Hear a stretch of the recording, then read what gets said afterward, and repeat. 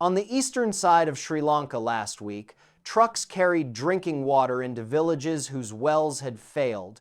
The same week, on the same island, a few hours west, saturated hillsides in the tea country gave way in the dark and buried 2 houses with people inside them. One country, one monsoon, thirst on one flank, floodwater on the other, close enough that a tanker truck could have driven from the drought to the drowning before lunch and never left the island. That detail stopped me cold when I read it, and it's the smallest version of a story now playing out across half the planet. Because while Sri Lanka was pulling bodies out of mud, the great rivers of Europe were disappearing. The Rhine, at one of its most important measuring points, fell to a level not seen in modern record-keeping. The Danube dropped so far that sunken warships from the Second World War came back into daylight, and a navy had to detonate part of a riverbed to keep a nuclear plant cool. Same summer, same atmosphere. Opposite catastrophes. Over the next few minutes, I'm going to show you both ends of this, what the measurements actually say, and where the popular explanation for it quietly falls apart. If you want the planet explained by someone who tells you which parts of the story are solid and which parts are being oversold, subscribe now, because this channel is tracking both of these systems through the rest of the season. Start with the deadlier one, the one that has barely registered in Western headlines. Since the beginning of July, floods and landslides across India have killed more than 100 people, according to official state data. Thousands have been driven out of their homes. The hardest hit place is the northeastern state of Assam, where the chief minister has put the death toll at least 87, and where one district alone, Sivasagar, accounts for 47 of them. 47 dead in a single district. That is not a statistic in the abstract. That's a town's worth of funerals in a place where entire neighborhoods were still underwater days later. The state's own leadership described the destruction there as beyond anything those districts had experienced before and asked the public directly for donations to fund the relief effort, which tells you something about how far the local capacity had already been stretched. Assam is not new to flooding. That's the part people outside South Asia get wrong. The Brahmaputra floods most years. Villages there are built with that in mind. What breaks a place like that isn't rain. It's the shape of the rain, how much arrives in how few hours. And this season, the shape has been brutal. Moved south, more than 2,000 kilometers away, and Kerala was fighting the same monsoon with different geography. At least 15 dead there, another 7 missing, after days of continuous rainfall that triggered landslides and pushed swollen rivers over their banks. More than 300 relief camps were opened, sheltering upwards of 10,000 people. In Assam, the sheltering number climbed far higher as the water spread, with state updates in early August putting more than 70,000 people in camps. Then, the Himalayan territory of Jammu and Kashmir, where at least 31 people were killed.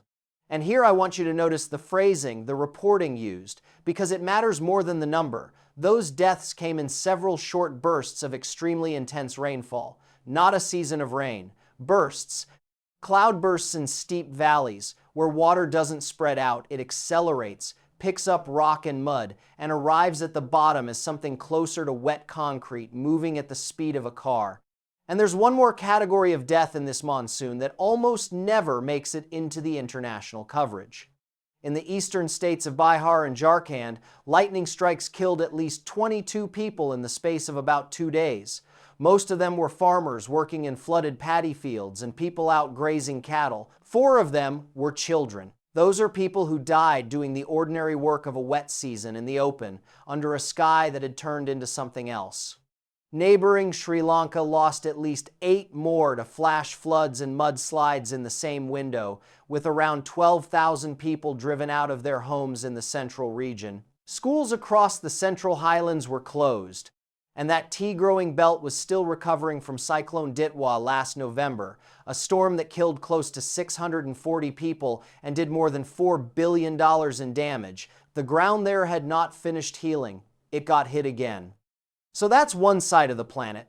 Now hold that image: flooded paddy fields, mud-covered roads, 300 relief camps, and travel about 7,000 kilometers northwest. Because in Europe, The crisis is the exact photographic negative of that. Satellite images captured between the 1st and 3rd of August show sections of 4 of Europe's biggest rivers stripped down to bone. The Loire near Saumur in France, the Po near Cremona in Italy, the Rhine near Boppard in Germany, the Danube near Pax in Hungary. In every one of those scenes, sandbanks and gravel bars that normally sit hidden well below the surface are exposed and dry, pale scars running down the middle of what should be a working waterway. You don't need training to read those images. Anyone can see it. The rivers have retreated inside themselves. At Kaub, a narrow choke point on the Rhine near Koblenz that the entire German shipping industry watches the way traders watch a stock ticker, the gauge briefly touched a reading of 9 inches. The previous record low, set in the drought year of 2018, was 9.3 inches. Downstream at Dusseldorf, waterway authorities forecast the gauge falling to 21 centimeters, 2 centimeters under the record there. Now, I'm going to come back to what that gauge number really means, because it's the single most misunderstood figure in this entire story, and almost every viral post about it gets it wrong. But keep the shape of it. The most important commercial river in Western Europe, a river 9 countries lean on for drinking water, hydropower, industry, and freight, has fallen to levels its own record book has never had to describe. On the Danube, it's stranger still. That river runs from the Black Forest in Germany through 10 countries to the Black Sea. As the water dropped this summer, dozens of German warships scuttled during the Second World War rose back into view along the Serbian stretch near Prahovo, some of them still carrying munitions in their hulls. In Bulgaria, the falling water gave up the bones of a woolly mammoth, a river handing back the 1940s and the Ice Age in the same fortnight. And then the part that sounds invented and isn't. On the 3rd of August, the Romanian Navy carried out a controlled underwater detonation in the riverbed near Izvorele. The goal was to deepen the channel and steer more water toward the cooling intakes of the Cernavodă nuclear plant, the country's only operating nuclear station. Romania's energy sector has been on a state of alert through August, with the possibility of shutting down a second reactor if the Danube can't supply enough cooling water, and plans to lean on neighboring Ukraine during peak demand hours. Read that again. A European country blew open the floor of one of the world's great rivers to keep a nuclear reactor from overheating in the same fortnight that Indian districts were counting their dead from too much water. Here's the question you're probably already asking, and it's the right one. Are these the same event? Is one causing the other? The honest answer has 2 parts, and most coverage only gives you the exciting half. The first part, no. These are not one system.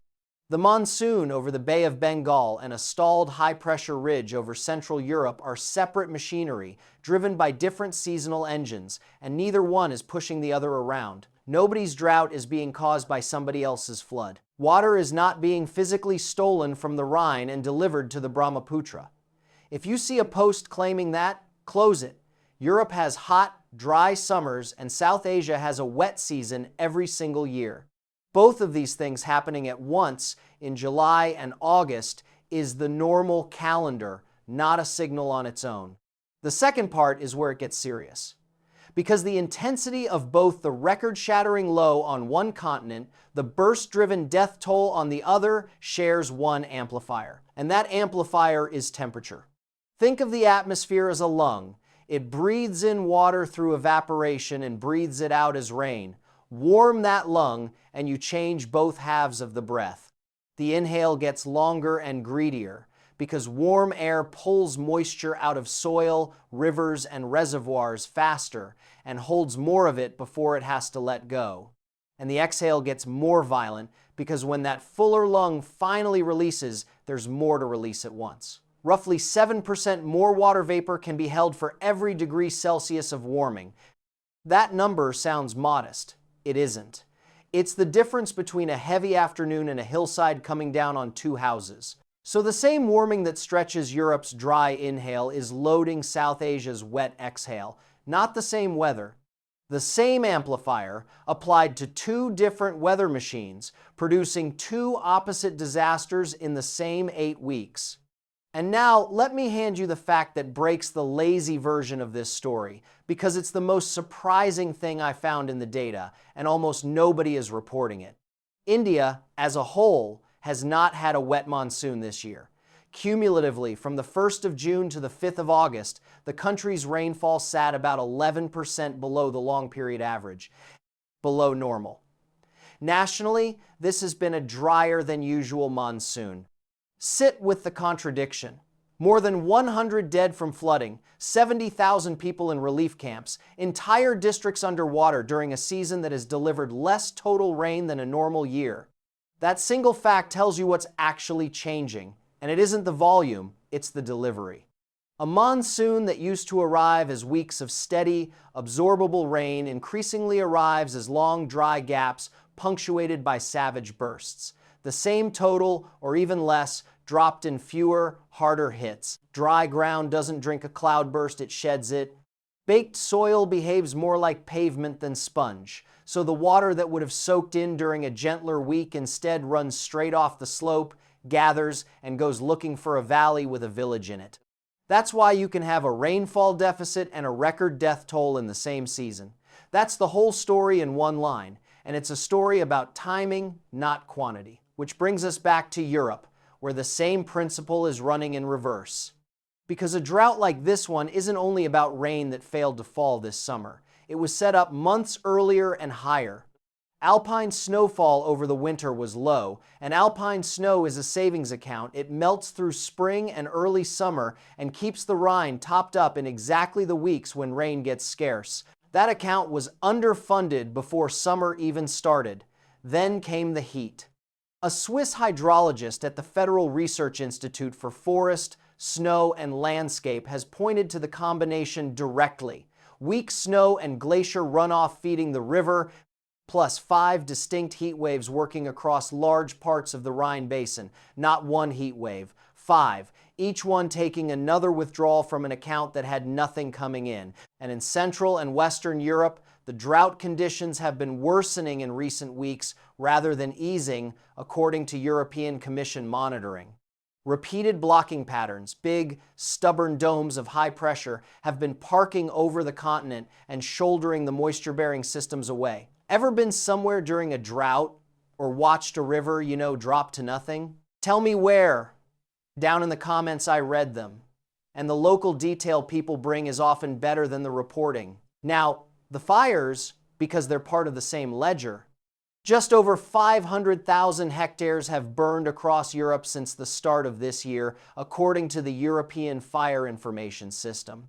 That's about 5,000 square kilometers, roughly twice the entire surface area of Luxembourg, turned to ash in 8 months. And that total isn't merely high.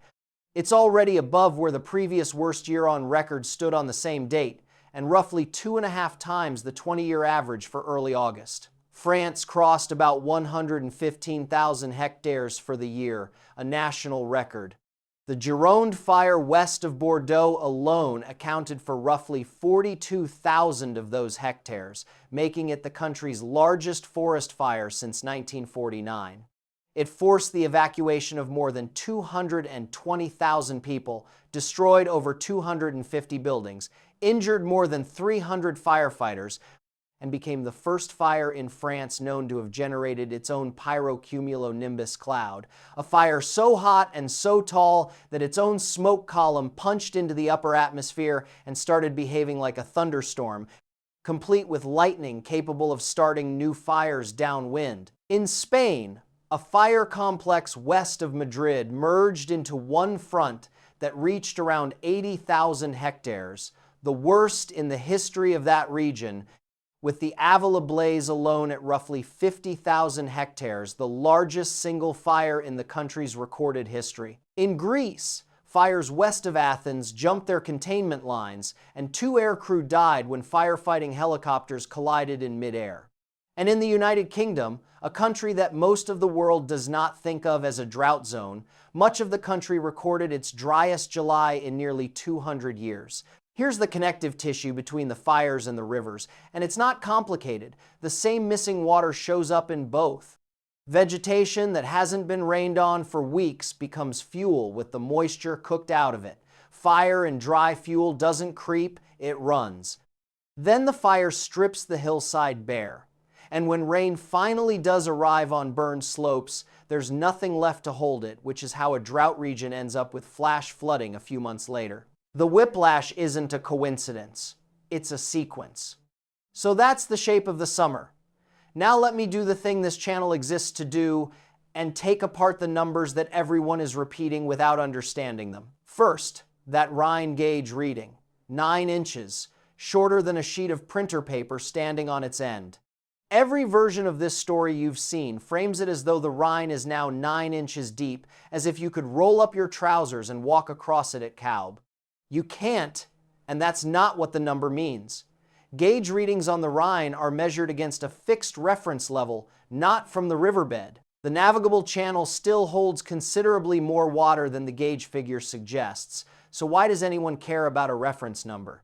Because that reference is what the entire barge industry uses to decide how heavily a vessel can be loaded. When the gauge falls, ships have to sail part empty to avoid grounding, which means more trips, higher freight rates, and delayed deliveries of coal, chemicals, grain, and oil products to factories that are built around river supply.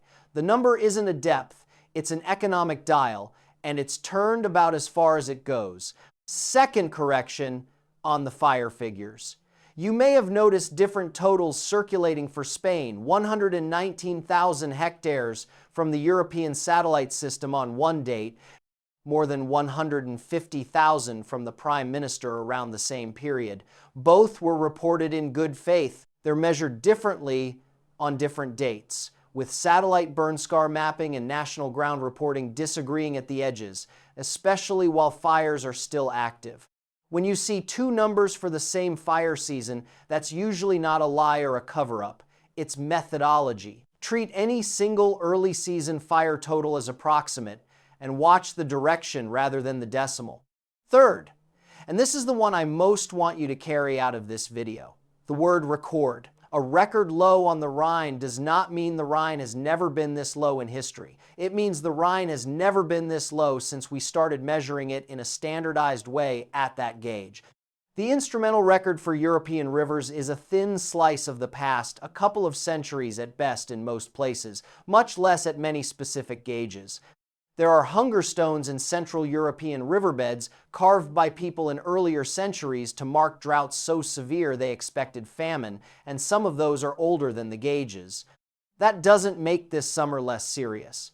It makes it more interesting, because what scientists are watching isn't whether one dry year is unprecedented across all of human history. It's whether the frequency is shifting, whether events that used to arrive a few times a century are now arriving a few times a decade. That's the signal, not any single number. And a fourth piece of calibration on El Niño, because you're going to see it blamed for everything over the next few months.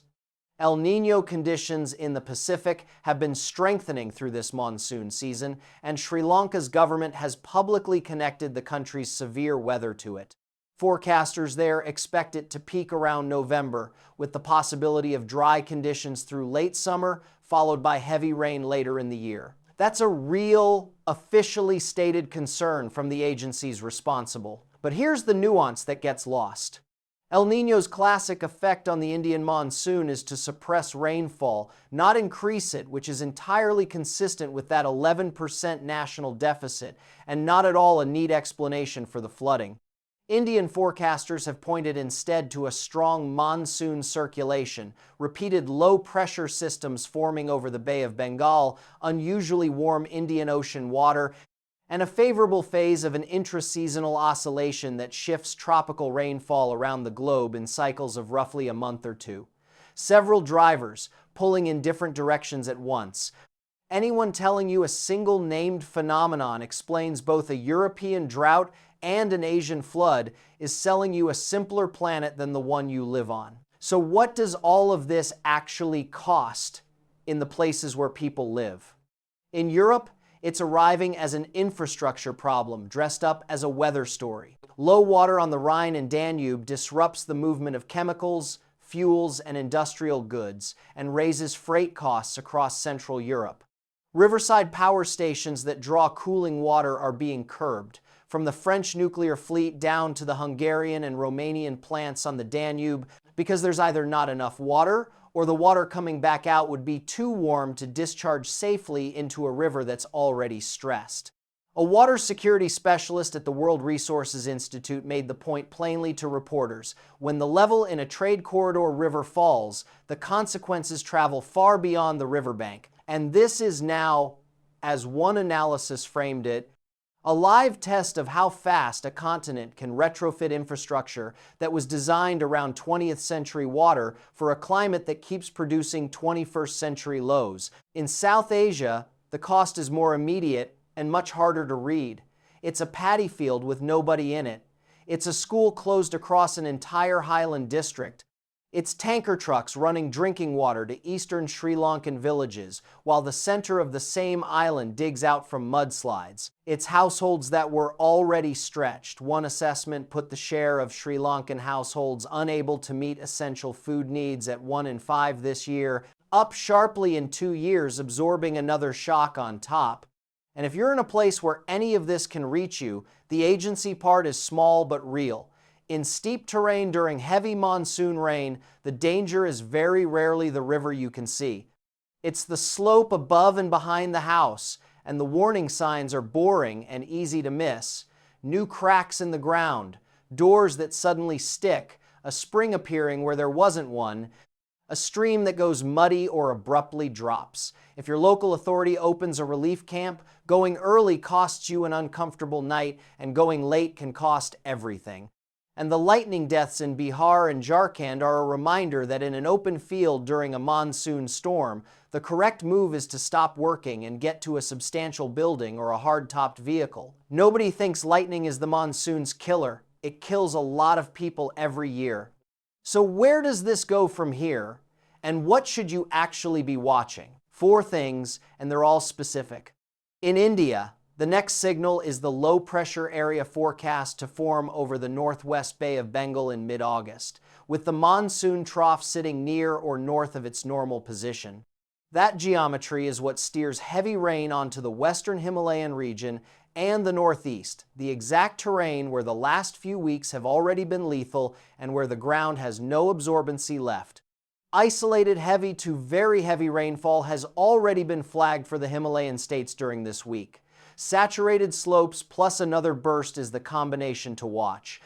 In Europe, watch the Kaub gauge. It's the number the shipping industry reacts to first, and it's the cleanest single indicator of whether the Rhine is stabilizing or still falling. Alongside it, watch the Cernavodă reactor decision on the Danube if Romania is forced to shut a second reactor for want of cooling water. That will be the moment this drought stops being an environmental story and becomes a European energy story.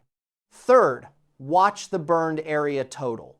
The Fire Information System is publishing daily updates through this crisis, and the season isn't finished.